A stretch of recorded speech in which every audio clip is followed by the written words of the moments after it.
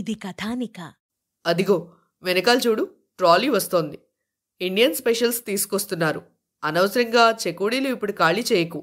మళ్ళీ 4 రోజుల తర్వాత నాలుక పీకితే తినడానికి ఏమీ ఉండవు అంటూ బలవంతంగా మురళీ చేతిలోని సంచిని లాక్కున్నాడు మురారి. సంచిలో ఏదో ఇటూ అటూ కదిలినట్లయింది మురళీకి. లోపల ఏదో కదులుతున్నట్లుంది చూడు అని చెప్పాడు. మురారి యథాలాపంగా అతడి మాటలు కొట్టివేస్తూ, చెకోడీలకు కాళ్ళు వచ్చాయి అంటూ బ్యాగ్ను 2 చేతులతో ఎత్తి పైనున్న లగేజ్ క్యారియర్ ట్రేలో పెట్టేశాడు. పాపం, అతని నోటి దగ్గర తిండి పాడు చేశారు. ఆయన్ను తీసుకునివ్వండి అంది రాధ.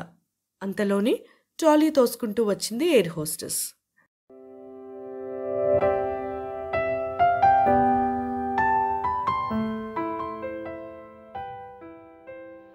మురారి పక్కకు తొలగి ట్రాలీ తోసుకుంటూ వస్తున్న ఎయిర్ హోస్టెస్కి దారిచ్చాడు.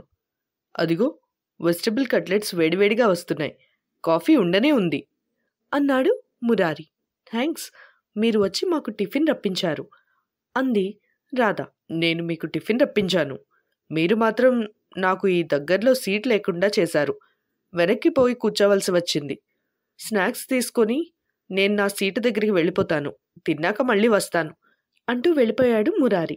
విమానం చాలా మెల్లగా కదులుతున్నట్లు అనిపిస్తుంది కదూ అన్నాడు మోహన్ చిరునవ్వుతో. అవును అంది రాధ. కారణం ఎయిర్ హోస్టెస్, చూడండి ఎంత లావుగా ఉందో అన్నాడు మోహన్. రాధ కూడా నవ్వేసింది. మోహన్ ఏదో చెప్పడం, రాధ నవ్వటం గమనించిన వంశీ ఇక ఊరుకుండలేకపోయాడు. ఎదురుకు వంగి ఇద్దరి సీటు మధ్యలోనూ తలపెట్టి, బోరు కొట్టి చస్తున్నాను, నాక్కూడా చెప్పండి జోక్స్ అన్నాడు.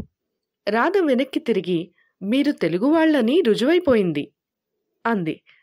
ఎలా అని అడిగాడు వంశీ. నిన్నటి ఫ్లైట్లో మీరొక సూత్రం చెప్పారు, ఇవాల్టి ఫ్లైట్లో నేనొక సూత్రం చెప్తాను అని అన్నది. ఏంటది? కుతూహలం వ్యక్తం చేశాడు వంశీ. ఎవరైనా ఇద్దరు వ్యక్తులు మాట్లాడుతూ ఉంటే మధ్యన తలదూర్చేవారు తెలుగువారు కాక మరెవరు అని అన్నది. వంశీ ఈ సమాధానంతో దెబ్బతిన్నాడు. విసురుగా తల వెనక్కి లాక్కుని తన సీట్లో కూర్చుండిపోయాడు. రాధ అతని కోపం గమనించింది. మెల్లగా లేచి నిలబడి పక్కకు తిరిగి సీటుకి ఆనుకుని వంశీ కళ్లల్లోకి చూసింది. ఆ చూపులో ఎంతో ఆప్యాయత.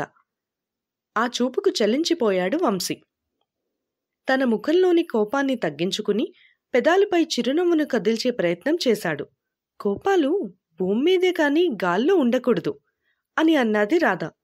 అమ్మయ్య, భూమి మీద ఉండొచ్చు కదా, అలా అయితే ఇబ్బంది లేదు అంటూ తను నవ్వేశాడు వంశీ. ఆపండి బాబు, ఆ నవ్వు కంటిన్యూ చేయకండి అని అన్నది రాధ. ఏం అని అడిగాడు వంశీ. మీరు ఢిల్లీలో ఫ్లైట్ బయలుదేరే ముందు నవ్వారు చూడండి, అలా మాత్రం నవ్వకండి. మీ పక్కన కూర్చున్న రష్యన్ అమ్మాయిలు జడుసుకుని జ్వరం తెచ్చుకుంటారు అని అన్నది. నాకు తెలుసు కదా, ఇంత అందమైన అమ్మాయిలు పక్కన ఉంటే అలా నవ్వను. రాధ చురుగ్గా చూసింది. మరెవరుంటే నవ్వుతారు అని అడిగింది. హిడింబిలాంటి అమ్మాయి పక్కన ఉంటేనే అలాంటి నవ్వు వస్తుంది నాకు. ఇంకా అతడి మాటలు పూర్తి కాకుండానే చివ్వున వెనక్కి తిరిగి తన సీట్లో విసురుగా కూర్చుండిపోయింది రాధ. వంశీ ముందుకు వంగి ఆమెకు వినిపించేలా మెల్లగా ఇలా అన్నాడు. గాల్లో కోపతాపాలు లేవు, చెల్లుకు చెల్లు, ఓకే అని అన్నాడు. రాధ వెనక్కి తిరిగి ఓకే అంది నవ్వేస్తూ. ఎయిర్ హోస్టెస్ ట్రాలీలో 2 బిస్కెట్స్, 1 కట్లెట్, 1 యాపిల్ పండు సర్ది టిఫిన్ సర్వ్ చేసింది. కబుర్లతో జోక్స్తో టిఫిన్ను తినడం ముగించారు. తర్వాత బ్లాక్ కాఫీ తీసుకున్నారు. అంతలోనే ఎదురుగా అమర్చిన టీవీలో ఏదో కార్యక్రమం ఆరంభమైంది. ఏరోఫ్లోట్ సంస్థను గురించి క్యాసెట్ ప్లే చేస్తున్నారు. సుమారు అరగంట సేపు ఏరోఫ్లోట్ విమాన సంస్థను గురించి వివరాలు టీవీలో చూస్తుండిపోయింది రాధ. మళ్లీ రెండోసారి ఎయిర్ హోస్టెస్ స్నాక్స్ తీసుకొచ్చింది. బ్రెడ్ స్లైసెస్కు వెన్న రాస్తూ రాధ ఇలా అంటుంది. వంశీగారు, ఉదయం నా రొట్టె విరిగి వెన్నలో పడింది, గుర్తుందా అని అడిగింది. ఎందుకు గుర్తులేదు అన్నాడు వంశీ. ఇప్పుడు మీ రొట్టె విరిగి పక్కనున్న అమ్మాయిలు వెన్నలో పడితే రష్యన్ ఎంగిలి తినాల్సి వస్తుంది, జాగ్రత్త, చూసుకోండి అంది నవ్వుతూ. మీరు వంతుకు వంతు భలే తీర్చుకుంటారు అని అన్నాడు వంశీ. మీరు నేర్పిన విద్య మరి, అంది రాధ నవ్వేస్తూ. వంశీ ముందుకు వంగి రాధకు మాత్రం వినబడేలా మెల్లగా ఇలా అంటాడు. అందమైన ఆడపిల్లల ఎంగిలి నాకిష్టమే అని అంటాడు. అన్నీ పాడిబుద్ధులు అని అంటుంది రాధ. వంశీ రాధ చిన్నగా నవ్వి ఊరుకుంటారు. స్నాక్స్ తినడం పూర్తయిన తర్వాత కొంతసేపు ప్యాక్ ఆడారు. రాధకు ఆట రాకపోతే నేర్పి మరీ ఆడించారు. అందువల్ల డాంకీ ఆటలో ప్రతిసారి రాధ డాంకీ అయిపోయింది.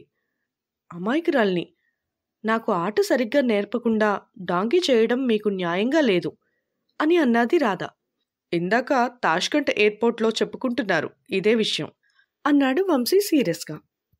ఏమని అని అడిగింది రాధ. రాధాదేవి అనబడే అమాయకురాలు ఒక ఆమె భారతదేశం నుండి తాష్కంట్ ఎయిర్పోర్ట్లో దిగిందని అంటూ వంశీ చిరునవ్వు చిందించాడు. మళ్ళీ దొరక్కపోతారా నాకు అంది రాధ ఉడికిపోతూ. ఎప్పుడూ దొరికిపోయాను మీకు అన్నాడు వంశీ. రాధ చిరుకోపంతో వంశీ వంక చూసింది.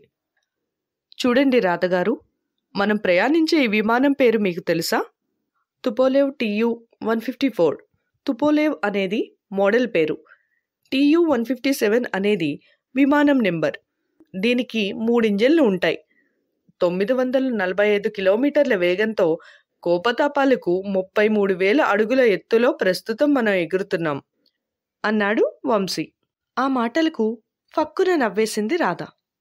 మిమ్మల్ని అందరినీ చూస్తూ ఉంటే నాకు అసూయగా ఉంది అంటూ మురారి వచ్చాడు. ఎందుకని అడిగింది రాధ. మీరు నలుగురు తెగ నవ్వుకుంటున్నారు, నాకు మాత్రం ఇక్కడ చోటు లేకుండా చేశారు అని అన్నాడు మురారి. ఒక పని చేయండి అంది రాధ. ఏంటి అని అడిగాడు మురారి. వంశీగారి పక్క సీట్లో కూర్చోండి అంది రాధ. ఏంటి, ఆ రష్యన్ అమ్మాయిలు ఒళ్ళోనా? ఇలాంటి సలహాలే ఇవ్వకండి, వాళ్ళు నా కాళ్ళు విరక్కొడతారు అన్నాడు మురారి. మేమంతరం ఉండగా అంత పని జరగనిస్తామా? ప్రయత్నించి చూడు అన్నాడు మురళి. అంతలోనే విమానం ఆల్టిట్యూడ్ తగ్గించుకుంటూ కిందకు దిగుతున్న అనుభూతి కలిగింది. ఫాజన్యో సీట్ బెల్ట్స్ అనే బోర్డ్ వెనక దీపం ఎర్రగా వెలిగింది. బెల్ట్స్ కట్టుకోకపోతే పడిపోతామా అడిగాడు మురారి. జాగ్రత్త కోసం అంతే అన్నాడు మురళి. చాలా తొందరగా కిందకి దిగిపోతున్న ఫీలింగ్. 2 నిమిషాల్లోనే నేల మీద భవనాలు చిన్న చిన్న బొమ్మల్లా కనపడడం ఆరంభించాయి. ఓ పక్క సముద్రం కూడా దర్శనమిచ్చింది. కెరటాలు ఏమాత్రం లేకుండా నిశ్చలమైన చెరువులా కనిపించింది. అదేమిటి, సరస్సా లేక సముద్రమేనా అని అడిగింది రాధ. అది బాల్టిక్ సముద్రం. మనం వెళ్లబోయే లెనిన్గ్రాడ్ నగరం దాని ఒడ్డునే ఉంది అన్నాడు వంశీ. సముద్రం అయితే అంత త్వరగా ఎలా దాటిపోతాం అడిగాడు మోహన్. ఈ ప్రాంతంలో బాల్టిన్ సముద్రం కేవలం ఒక పాయలా చొచ్చుకుని ఉంది. ప్రపంచపట్టంలో వివరంగా మనకు కనిపిస్తుందది అన్నాడు వంశీ. బొత్తిగా చెరువులా ఉందేమిటి అంది రాధ బయటికి చూస్తూ. ఇంకో 2 నెలలు ఆగితే మొత్తం సముద్రమంతా మంచుగడ్డలా తయారవుతుంది. ఈ చివరి నుండి ఆ చివరి వరకు హాయిగా నడిచి వెళ్ళిపోవచ్చు.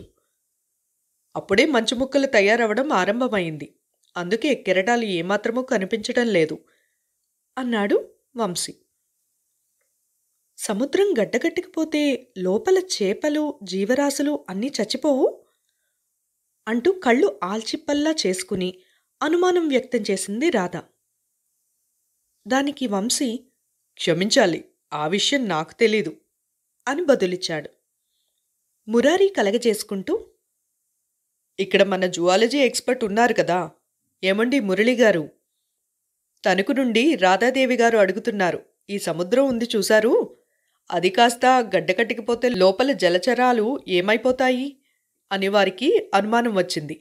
ఇది మంచి ధర్మ సందేహంలాగే కనబడుతోంది. మీరే సమాధానం చెప్పాలి అంటూ రేడియో అనౌన్సర్ ఉషశ్రీ గారిని అడిగినట్లు అడిగారు.